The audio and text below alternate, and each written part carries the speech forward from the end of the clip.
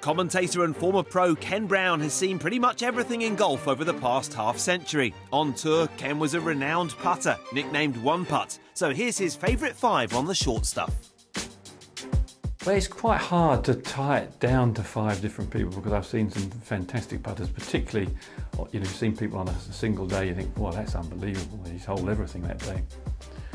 But I suppose when I go back, probably the first one that comes to mind who putted consistently well for a great period of time was Bob Charles. He's a New Zealander. He won the Open in 1963. He was a left-hander. He was the first left-hander to win a major.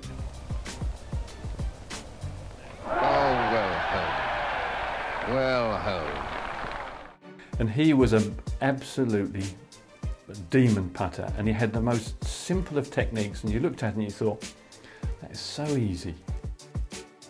There was no wrist action, he just rocked his shoulders backwards and forwards, lovely rhythm, and he hold it from everywhere, but not now and again, week in and week out. And this putter was made out of a sort of like a brass, and you could, the little sweet spot where he hit the ball off every time was a little shiny dot where the ball had been struck time and time again.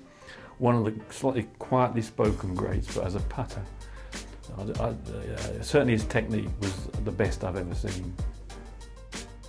Number 2 would be another, for most young fellas, a golden oldie was Billy Casper. Billy Casper, American, major champion. I think he won a couple of major championships. And he was a completely different putter.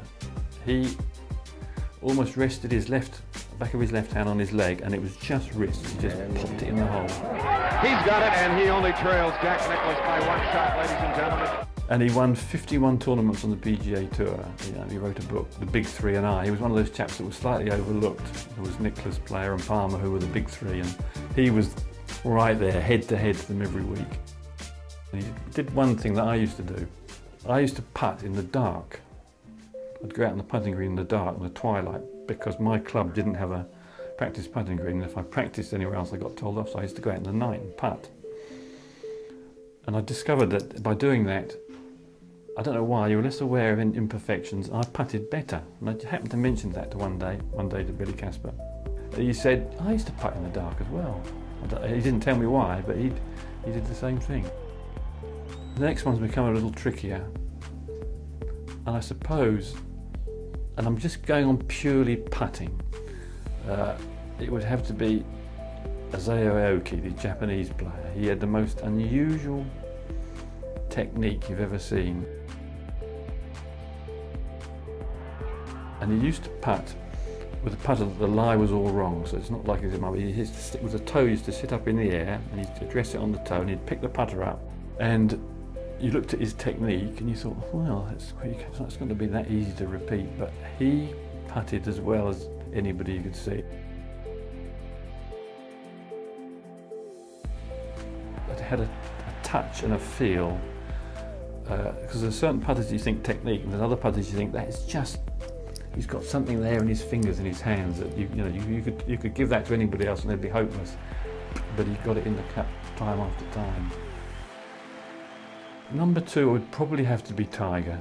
Everything that Tiger does when he's putting, you think, well, that's perfect. He sets up to it perfect. The grip is perfect. The rhythm of his stroke is just how you'd want it to be. Everything he does, you think, well, he's bound to hold it because he does it just how you would ask someone to do it. Like anyone who does something brilliantly, you think, well, that looks easy. But it's also taken hours and hours and hours of practice and work and developing it. But if I need someone to ram one in here and I've got my back to the wall, in it will go. When it comes to his number 1, Ken's rather torn. It would be a toss-up between